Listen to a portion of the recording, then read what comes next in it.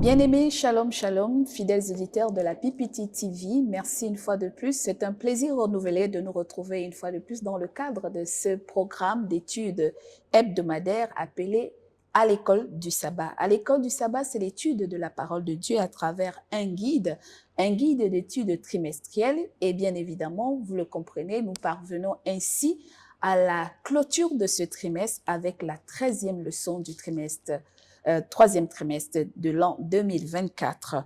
La leçon donc de cette semaine a pour titre « Le Seigneur est ressuscité ». Nous avons précédemment étudié les leçons 11 et 12 où on a parlé de juger et crucifier. Nous voyons donc Jésus maintenant dans la 13e leçon qui va être ressuscité le Seigneur. Et pour en parler, vous voyez, vous constatez un nouveau décor dans les circonstances actuelles, justement parce que nous avons transposé notre enregistrement d'un autre côté du pays. Nous sommes à Kinshasa précisément et je reçois pour en parler, pour aborder ensemble cette leçon de l'école du sabbat avec le frère Romain Kabea. Bonjour.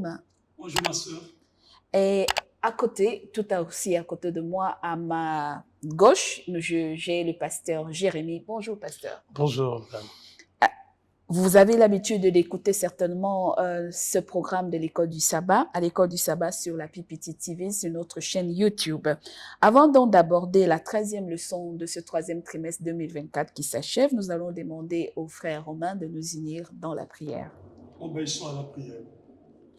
Éternel notre Dieu, notre Père, nous te disons grandement merci parce que tu as favorisé à ce que nous puissions nous retrouver pour parler de ta part. Dote-nous des oreilles spirituelles pour t'entendre parler. Aiguise nos langues et sois aussi avec tous les amis, tous les frères et toutes les sœurs qui nous suivent. C'est notre prière de foi. Au nom de Jésus-Christ, Amen. Amen. Leçon 13, troisième trimestre de l'an 2024. Le titre, le Seigneur est ressuscité. Le verset à mémoriser de cette leçon nous est tiré du livre de Marc, le chapitre 16 et le verset 6, qui nous dit précisément ceci. Ne vous épouvantez pas. Marc chapitre 16, le verset 6, il leur dit, ne vous épouvantez pas, vous cherchez Jésus de Nazareth qui a été crucifié, il est ressuscité, il n'est point ici, voici le lieu où on l'avait mis, dit le Seigneur, ou dit l'ange aux premiers acteurs qui se sont retrouvés au devant de la tombe le premier jour de la résurrection, comme on dit. Et effectivement, dans ce dernier chapitre du livre de Marc, nous trouvons que le chapitre 16 de Marc met une emphase particulière sur la découverte de la résurrection de Jésus, le rôle des acteurs et puis la réaction des disciples vis-à-vis de l'apparition de Jésus-Christ aux différents acteurs et puis la mission qu'il va assigner à ses disciples avant son ascension au ciel. Nous aborderons donc quelques leçons clés autour de cette 13e leçon. La première question que je voudrais poser à mes deux panélistes aujourd'hui, c'est de se dire que Jésus, selon les différents récits des 4 auteurs des évangiles du Nouveau Testament, est ressuscité le dimanche, premier jour de la semaine, parce que cette précision qui revient beaucoup dans les 4 évangiles synoptiques. Alors, est-ce que cette résurrection du Messie sauveur peut justifier sur le plan théologique et spirituel la sacralité du dimanche comme jour du Seigneur et jour d'adoration? Je voudrais commencer par le frère Romain. Merci beaucoup, sœur Florence. Merci aussi à vous qui nous suivez. Juste la résurrection de Jésus, le premier jour de la semaine, ne fait pas de ces jours sacrés.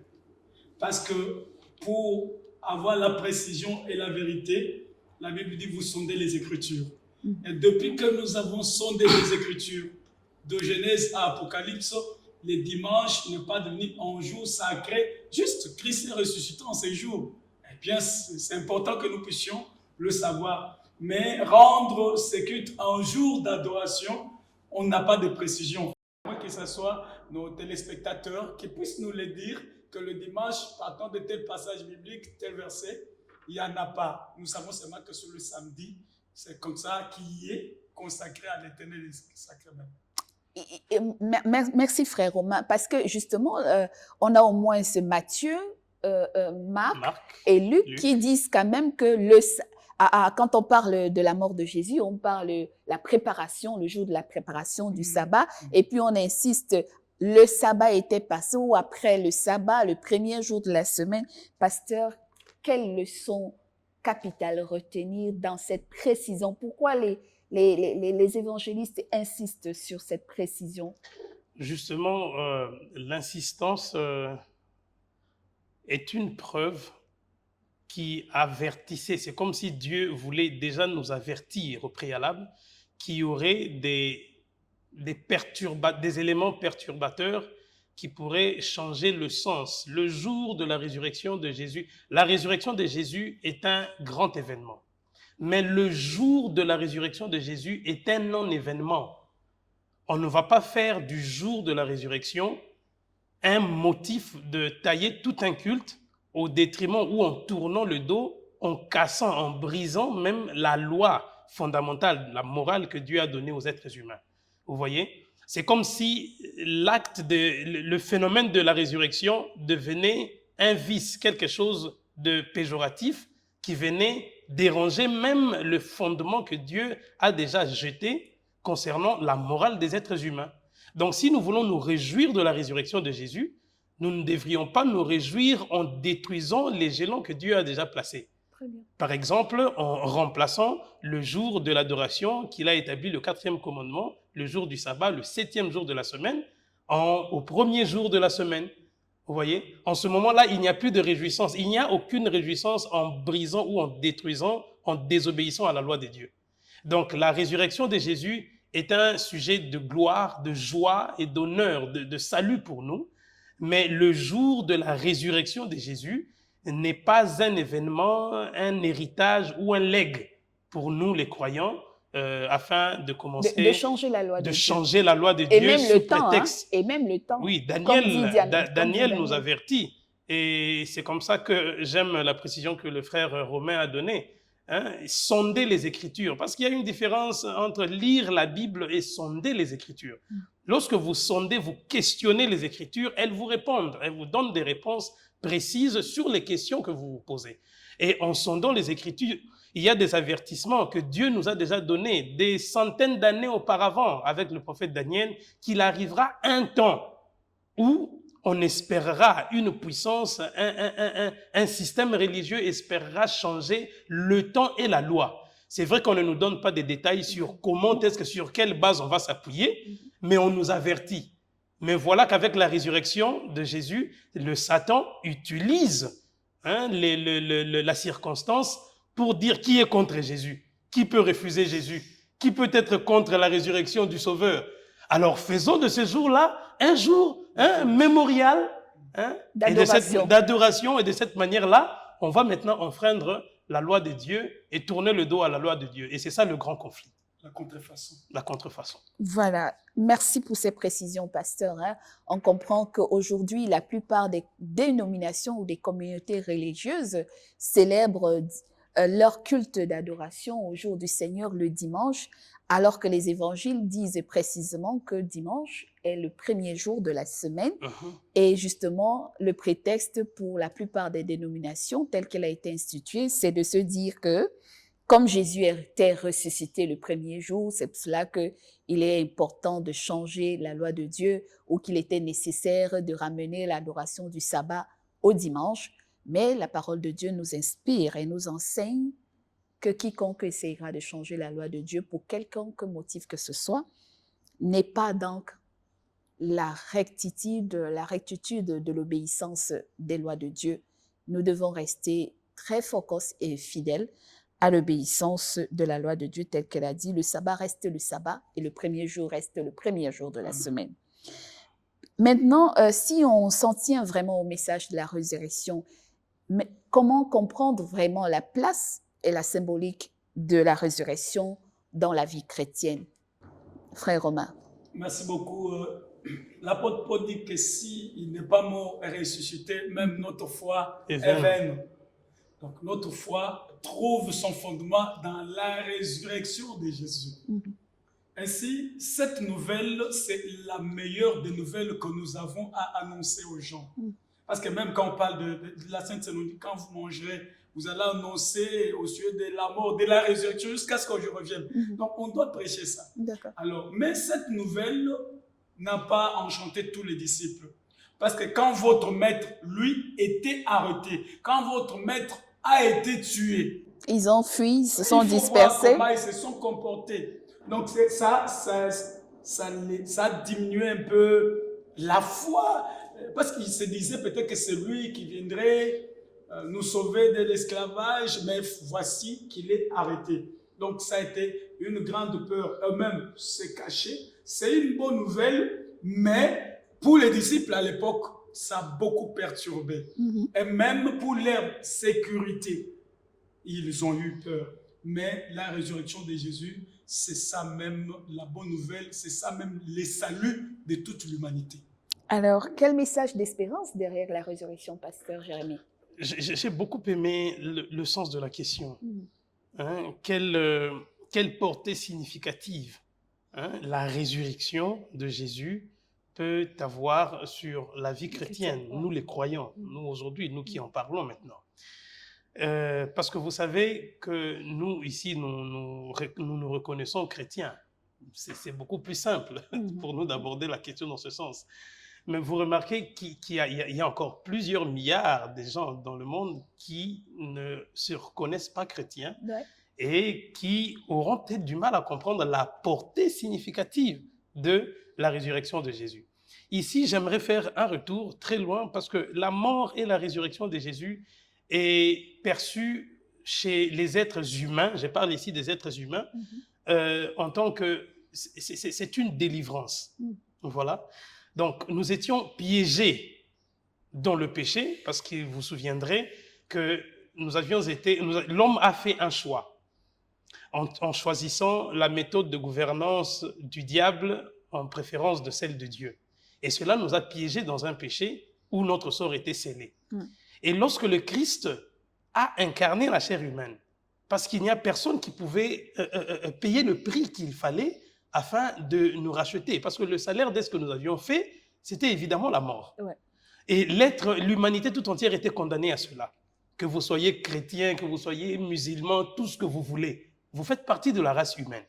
Et lorsque le Christ a payé sa propre vie, c'est un rançon efficace qui a sorti l'humanité tout entière de ce piège, de cette condamnation de la mort éternelle. Et nous avons maintenant la possibilité d'espérer quelque chose de mieux, quelque chose de beaucoup plus... Aujourd'hui, quand nous mourons, c'est la tristesse, c'est l'inquiétude, c'est le souci. Mais à quoi riment toutes ces choses? Vivre pour mourir demain. Mais avec la résurrection de Jésus, nous savons que le même esprit, les Saintes Écritures déclarent que le même esprit qui a ressuscité le Christ de mort est capable de nous ramener aussi à la vie un jour bien fixé. Donc pour nous les croyants... La preuve, pasteur, pour ne pas vous couper, Jésus même intériorise le message de l'espérance de la résurrection. Exactement. Lorsque lui-même ressuscite Lazare et la fille de Jaïrus. Et ça, c'est quelque chose de très important. Donc, la portée significative, c'est que nous, aujourd'hui, nous les croyants, nous savons que nous avons un avenir. Voilà. Et nous en avons la preuve. Que la mort n'est pas la fin de toute chose. Ce n'est pas la fin. Et Voilà. Jésus en est la preuve. C'est comme ça que les Saintes Écritures le présentent comme le tout premier ressuscité. Il est le tout premier. C'est vrai qu'il y a eu la fille de Jaïrus, il y a eu Lazare, mais ils sont morts après. Vous voyez? Alors lui, c'est le tout premier échantillon. Et lorsque il reviendra le jour fixé, il nous ramènera tous à la vie. Et nos êtres chers qui étaient partis, nous nous retrouverons et ça sera une félicité éternelle. Voilà ce que nous devons annoncer aux gens, qu'il y a une bonne nouvelle derrière cette mort et derrière cette résurrection. Merci, pasteur. La mort, elle est quotidienne, nous la partageons, nous la vivons tous dans nos expériences de perte d'un proche, d'un ami, d'une connaissance. C'est vrai que le monde se dit toujours que oh, c'est fini, ça va, c'est une seconde, les gens vont dans une seconde vie. Et comme nous l'avions appris dans les leçons précédentes, s'il y avait la mort ou la vie après que l'on se repose, il n'y aurait pas de résurrection. La résurrection vient de nous rappeler qu'il y a un moment où Dieu ramènera à la vie ceux qui auront cru en lui. Et gardons donc cette espérance que même si nous mourons aujourd'hui, l'espérance de la résurrection reste notre promesse. Amen. Et donc, dans ce récit de la résurrection, il y a un phénomène extraordinaire qui va se produire, un fait qui marque notre conscience. Marc nous le rappelle lorsque nous lisons Marc chapitre 16, à partir du verset 2. On nous dit le premier jour de la semaine, elles se rendirent au sépulcre de grand matin, comme le soleil venait de se lever. Elles disaient entre elles, qui nous roulera la pierre loin de l'entrée du sépulcre? On parle là des femmes. Je voudrais qu'on réfléchisse ensemble avec nos deux acteurs.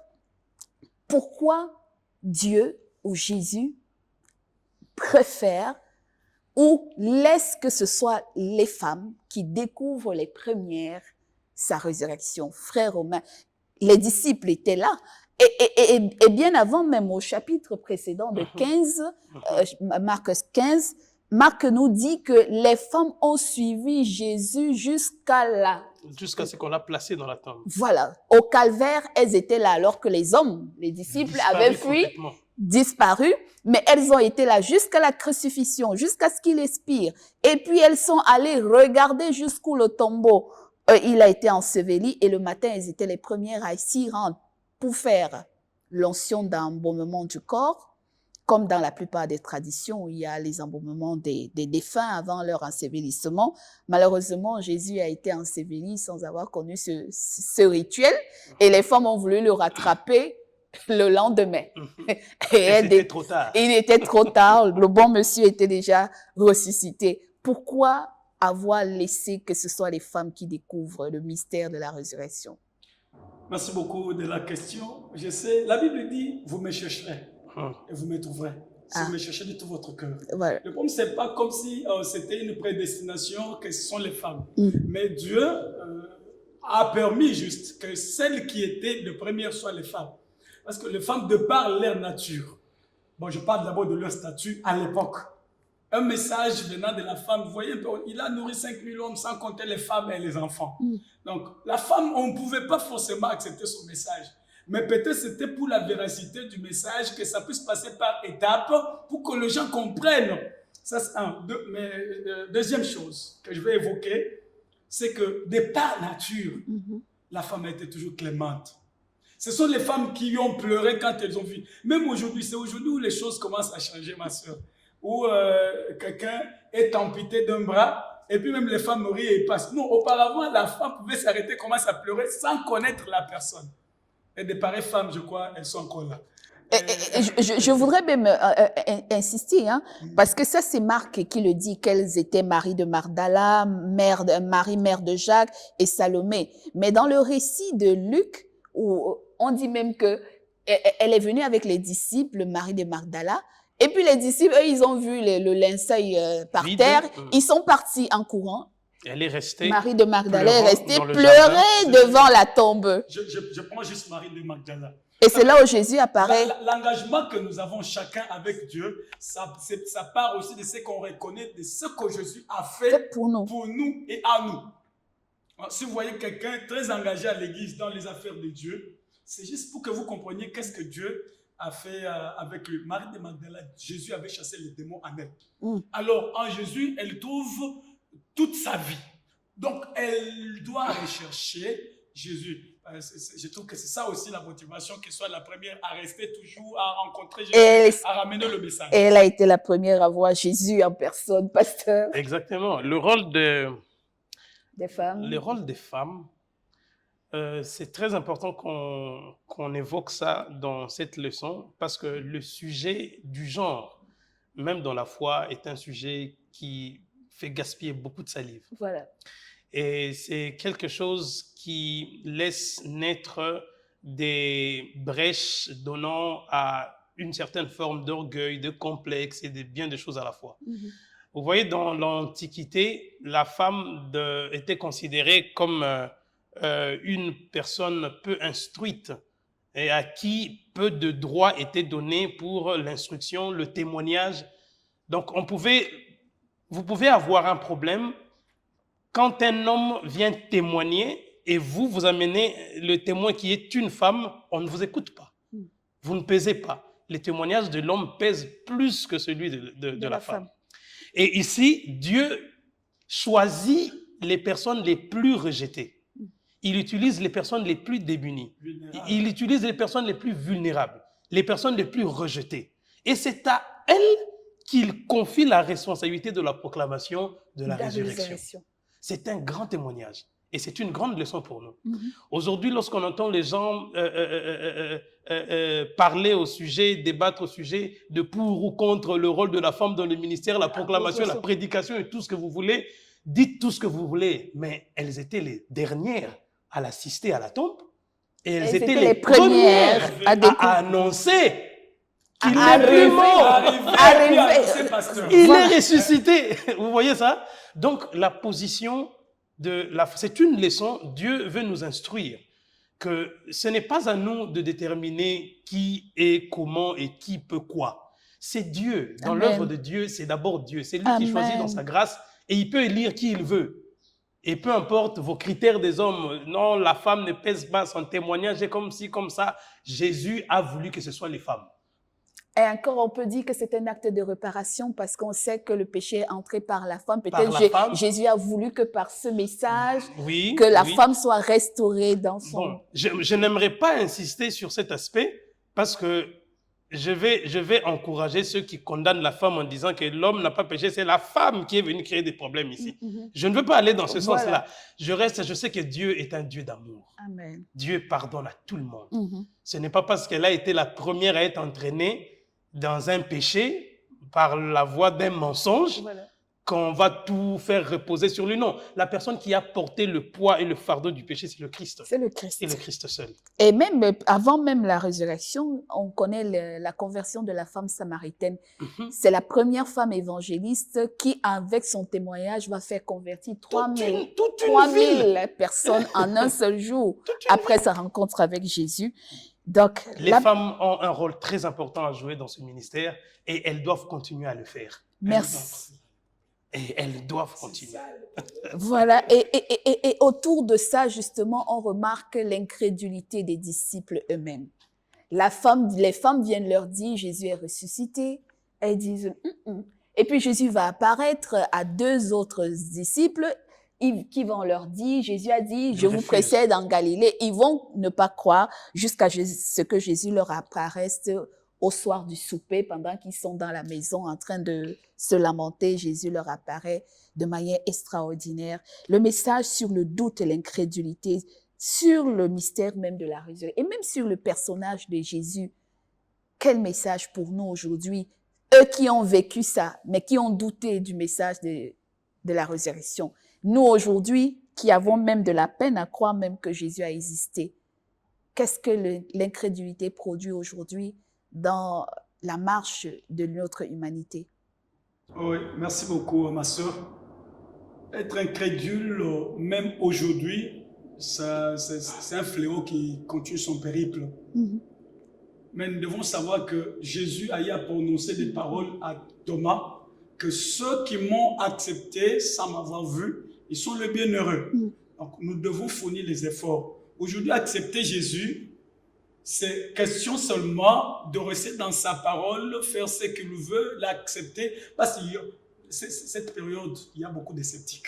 Les gens seront en train de douter. Ils doutent même de ce qu'ils peuvent palper, mais il y a beaucoup de preuves dans la Bible. Parce qu'il est apparu à 500 personnes, apparu à 11, il est apparu à beaucoup de gens. Donc, on n'a pas à se faire de soucis. Il y a des preuves bibliques tangibles qui montrent que Christ était là, il a existé. D'abord, c'est lui qui a scindé, séparé l'histoire avant et après Jésus. Donc, c'est un personnage historique bien connu. Qu'on le veuille ou pas, qu'on l'accepte ou pas, Jésus n'est pas un mystère inconnu, pasteur. Jésus n'est pas un mystère inconnu. Je vais faire, d'ailleurs, on vient d'évoquer le cas des femmes.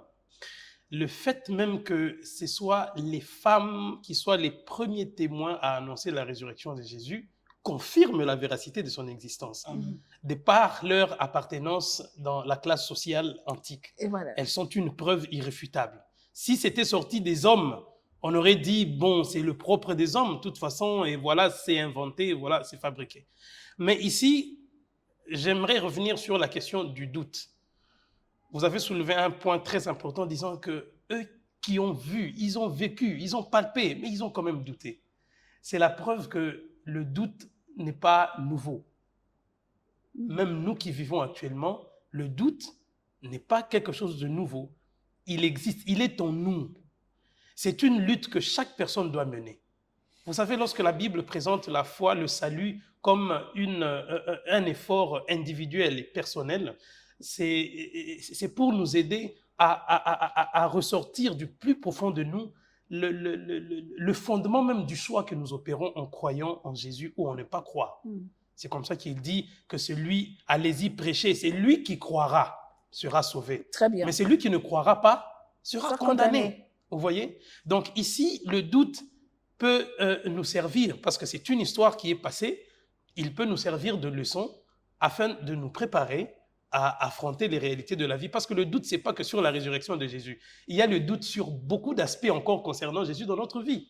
Notre façon de vivre, notre démarche, notre foi, nos réactions face à certaines réalités qui nous arrivent par rapport aux promesses que Dieu nous a faites. Est-ce qu'il y a le doute ou il y a réellement la foi? Donc cela doit nous questionner régulièrement afin de savoir, parce que si les disciples qui ont vécu avec Jésus ont connu cela, alors ça peut aussi nous arriver. Mais le plus important, c'est de se surpasser et d'aller bien au-delà de ce que la vie nous présente. Merci, pasteur. Je voudrais que vous nous répondiez avant la dernière question. Maintenant, Jésus, ils l'ont tous vu. Jésus est sur le point de monter au ciel. Il leur laisse un mandat. Quelles leçons retenir par rapport à cette mission aujourd'hui pour la génération de chrétiens ou de croyants? Le mandat est expansionniste. Il s'en va, il laisse un travail. Et ici, j'aimerais mettre une bémol parce que il y en a qui peint Jésus comme un sauveur appartenant à une tribu, à une race, à un peuple. Mais Jésus, en mandatant ses disciples, il va donner un travail très expansionniste. Il dit, allez jusqu'aux extrémités de la terre. Faites de toutes les nations les disciples. Faites de toutes les nations les disciples, sans exception. Et enseignez-les à observer tout ce que moi, je vous ai prescrit. Et c'est là d'ailleurs, vous avez dit le verset, celui qui croira sera sauvé et celui qui ne croira pas sera sauvé. Voilà, condamné, c'est lui qui ne croira pas. Donc, le rôle que nous avons à faire, c'est de porter le message jusqu'aux extrémités du monde. Ce n'est pas un message que nous devons garder pour nous-mêmes, ce n'est pas un message que nous devons garder pour notre famille, ce n'est pas un message qu'il faut garder dans la congrégation, mais c'est un mandat expansionniste. Et qui interpelle chacun de nous. Qui interpelle chacun de nous, chaque tribu, chaque race, chaque religion même est concernée par ce mandat que le Christ donne. Pourquoi? Parce qu'il est le sauveur de la race humaine. Que vous soyez bouddhiste, que vous soyez musulman, que vous soyez l'église de noir, tout ce que vous voulez, nous devons aller partout. Le salut passe par Jésus. Exactement. Merci beaucoup. Dernière question pour finir, frère Romain. Qu'est-ce que nous retenons du livre de Marc en conclusion? En conclusion, c'est après toutes les analyses, c'est comme le pasteur l'a dit, le grand mandat et ce que Jésus a dit en dernière position, c'est que je suis avec vous. Je suis avec vous. Donc, partez, s'aimer. Pousser là, ce n'est pas votre affaire, c'est Dieu qui fait pousser. Il dit celui qui croira. Celui qui ne croira pas, donc ne cherchez pas des alibis. Nous devons partir, hommes, femmes, enfants, vieux, vieillards, tout ça. Nous partons, nous annonçons, tout en sachant qu'il y a le maître du travail, du boulot qui nous accompagne, qui ne va pas nous abandonner. Donc, ça nous stimule. Le livre de Marc nous a beaucoup aidés. Et aujourd'hui, on sait quand même que nous avons le mandat d'aller annoncer, mais aussi que le propriétaire du mandat nous accompagne. Nous ne pouvons pas avoir peur ni douter, parce que si nous doutons, le vent, les tempêtes vont nous perturber. Merci, pasteur. Et avant peut-être que vous ne clôturiez, parce que ça c'est quelque chose de très important sur lequel on doit vraiment souligner. Il dit que voici, je suis avec vous. Il ne dit pas que je serai avec vous. Il dit je suis avec vous. Même maintenant que nous sommes en train de travailler, il est avec nous. Amen. Ceux qui vont travailler dans les générations à venir, il est avec eux. Vous voyez? Et ça, c'est quelque chose de très important parce que Marc continue en disant qu'ils ont annoncé la bonne nouvelle. C'est vrai qu'au départ, il y a eu des doutes, il y a eu des peurs. Même les femmes à qui la responsabilité était donnée allaient annoncer. Voilà. Au départ, elles avaient peur. Elles n'ont pas annoncé, mais bien après. Ah oui, oui. Marc conclut en disant qu'ils annonçaient la bonne nouvelle partout où ils passaient. Et le Seigneur Très vrai. accompagnait, Mm. les accompagnait par les signes qui s'accomplissaient. Très Donc, bien. nous avons l'assurance, la ferme assurance que le maître de la moisson est avec nous. Il nous accompagne, nous verrons des signes et nous verrons des prodiges. Très bien. Merci donc, chers téléspectateurs de la PPT TV. Vous l'avez bien compris. Nous achevons ainsi donc l'étude du grand livre de l'Évangile selon Marc. En cette leçon 13, le livre de Marc a commencé par la révélation du mystère de la personne de Jésus à travers Jean-Baptiste qui nous annonce qu'il viendra, quelqu'un de particulier. Et quand Jésus arrive, on est dans une flou à se poser la question, qui est-ce qu'il est? Et Jésus, vers les 8e et 9e chapitres, va se laisser révéler comme étant le Messie, loin, l'envoyé. Et après, il annoncera à ses disciples sa mort, sa résurrection, et puis il leur assignera ce mandat que nous venons d'étudier. Merci de nous avoir donc suivis tout au long de ce trimestre avec l'Évangile selon Marc. Le message est là, j'irai. Es-tu aussi prêt à aller? Comme Jésus avait interpellé ses disciples, allez. Et la réponse était j'irai. J'irai, c'est le message que nous portons depuis le début de ces quinquennats. Que Dieu bénisse chacun de nous à être cet instrument qui va, sachant que le Seigneur est avec lui. Nous allons demander au pasteur Jérémie de nous unir dans la prière. Prions. Nous te bénissons, éternel Dieu, pour ton amour infini envers nous et surtout pour ton assistance durant tout cet apprentissage de cette leçon combien importante pour notre vie, pour notre salut, le salut de toute l'humanité entière. Je t'en supplie, ô éternel Dieu, permets à ce que tes emblèmes, permets à ce que tes actes, permets à ce que tout ce que tu as accompli et le mandat même que tu nous as recommandé, tu nous as confié, puisse trouver sa place dans notre conscience. Amen. Pour que nous puissions constamment nous rappeler qui tu es et quel est le rôle pour lequel tu nous as appelés dans l'existence sur cette terre. Qu'il te plaise, ô éternel Dieu, que ce livre de Marc que nous avions appris durant 13 leçons à la fois, durant tout un trimestre, puisse porter ses fruits dans nos vies et que cela puisse nous rapprocher de ton grand jour quand tu reviendras dans les nuées. Au nom de Jésus. Amen. Amen. N'oubliez pas, si vous avez aimé, likez, laissez-nous vos commentaires et partagez la vidéo autour de vous. Ce sera votre façon à vous de porter ce message de l'Évangile comme Jésus nous l'a recommandé à travers ce chapitre de Marc, chapitre 16. Merci, au revoir et à très bientôt pour le nouveau trimestre de l'an 2024, le 4e et le dernier trimestre de l'année. Merci, au revoir.